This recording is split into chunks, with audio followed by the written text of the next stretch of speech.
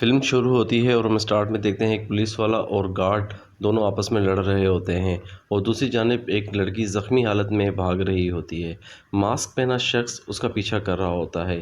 Police वाले और guard के बीच में जहाँ लड़ाई हो रही होती है वहाँ पर एक रेस्ट्रिक्टेड एरिया का बोर्ड नज़र आता है जिस पर लिखा होता है कि कोई भी शख्स इस एरिया से आगे गया तो उसको गोली मार दी जाएगी।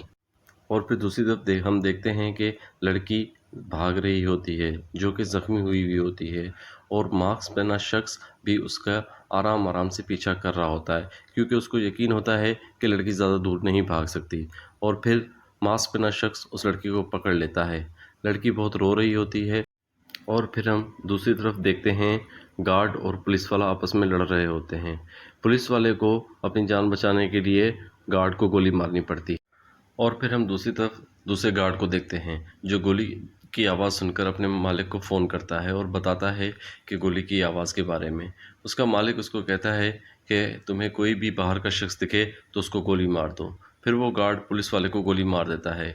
अब ये पता नहीं चलता कि पुलिस वाला मरा या बचा। दूसरी तरफ हम देखते हैं लड़की को बांधा हुआ होता है। लड़की को होश आता है और वो देखती है कि उसको बहुत बुरी तरीके से बांधा गया है।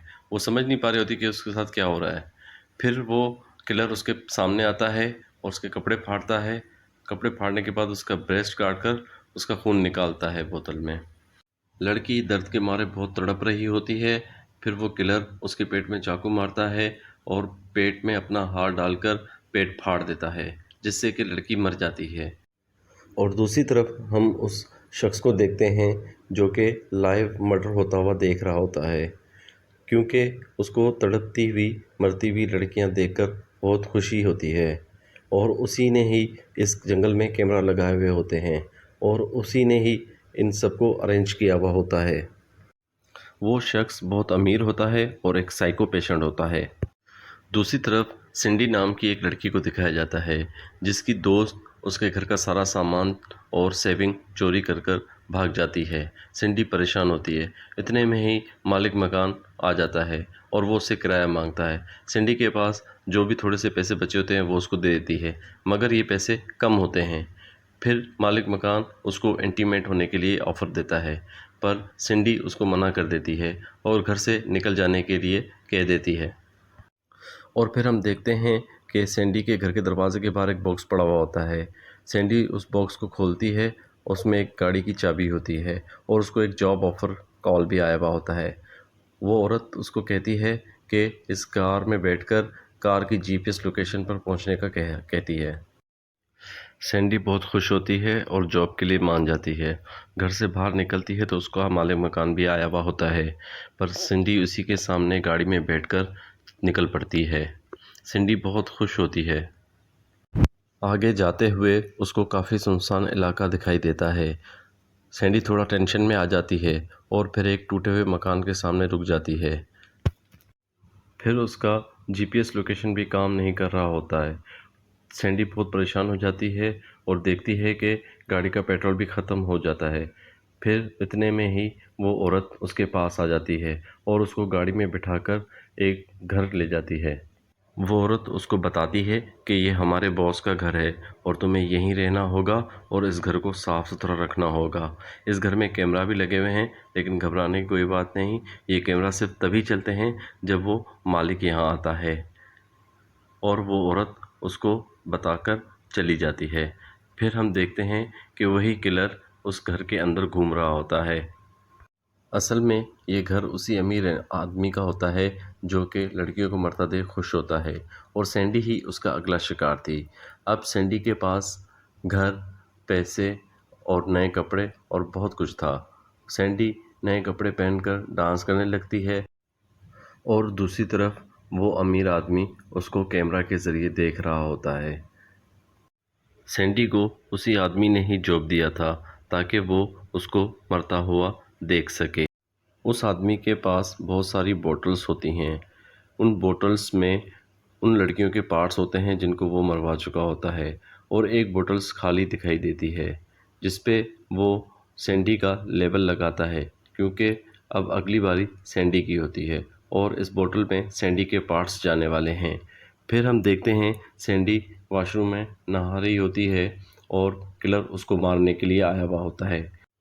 मगर वो अमीर आदमी उस किलर को सैंडी को मारने से रोक देता है और उसको कहता है कि अगर तुमने इस लड़की को मारा तो मैं तुम्हें वापस जेल भिजवा दूंगा। फिर वो किलर सैंडी को मारे बगैर ही वापस चला जाता है। अगले दिन सुबह जब सैंडी नींद में से उठती है तो अपने दरवाजे के बाहर किसी जानवर को मरे हुए देखती है और फिर हम देखते हैं कि सैंडी सोई हुई होती है और किलर उसके पास होता है और उसके बॉडी के प्राइवेट पार्ट्स को टच कर रहा होता है।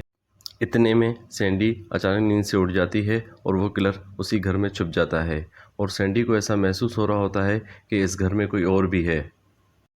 सैंडी पूरा घर चेक करती है मगर उसको कोई भी नज़र नहीं आता।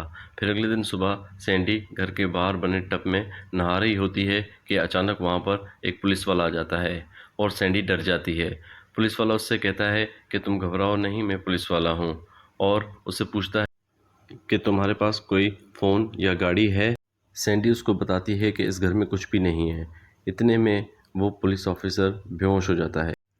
अगले दिन जब ऑफिसर को होश आता है तो वो सैंडी को सामने देखता है।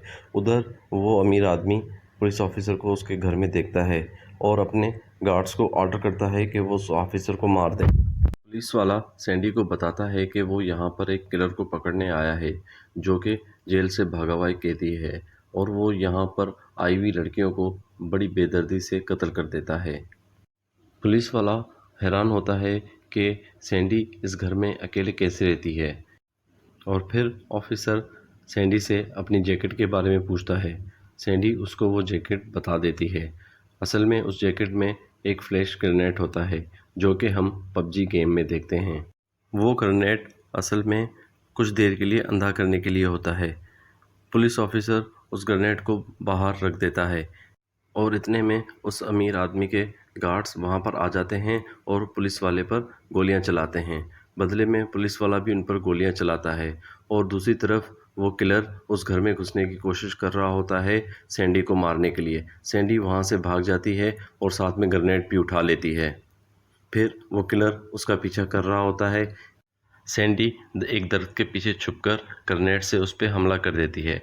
ग्रेनेड फटने के बाद सैंडी और वो किलर कुछ देर के लिए अंधे हो जाते हैं। सैंडी को कुछ नज़र नहीं आ रहा होता, लेकिन सैंडी उठकर भागने की कोशिश करती है। कुछ ना नज़र आने की वजह से वो एक दरख्त से टकराकर बेहोश हो जाती है। फिर वो किलर उसको उठाकर ले जा रहा होता है और फिर वो सैंडी को एक दरख्त पर पेट के बल लिटा देता है और फिर वो एक दरख्त के पास जाकर एक लकड़ी का टुकड़ा तोड़कर लाता है। असल में वो टुकड़ा सैंडी के प्राइवेट पार्ट्स में डालने की कोशिश करता है, मगर इतने में ही वहाँ पर पुलिस ऑफिसर आता है और उसको गोली मार के ज़ख्मी कर देता है। फिर सैंडी को होश आता है तो वो वहाँ से भाग जाती है और फिर वो अमीर आदमी उठकर भागने की कोशिश करता है और अपनी गाड़ी में बैठकर भाग ही रहा होता है कि सैंडी उसको मिल जाती है और सैंडी उससे मदद मांगती है। सैंडी को ये नहीं पता होता कि ये वही आदमी है जिसने उसको यहाँ फंसाया था। और इसी के साथ ये मूवी यहीं ख़त्म हो जाती है। अगर आपको मेरा ये वीडियो अच्छा लगा हो तो प्लीज़ लाइक एंड सब्सक्राइब ज़रूर कर दीजिएगा। बहुत शुक्रिया आपका।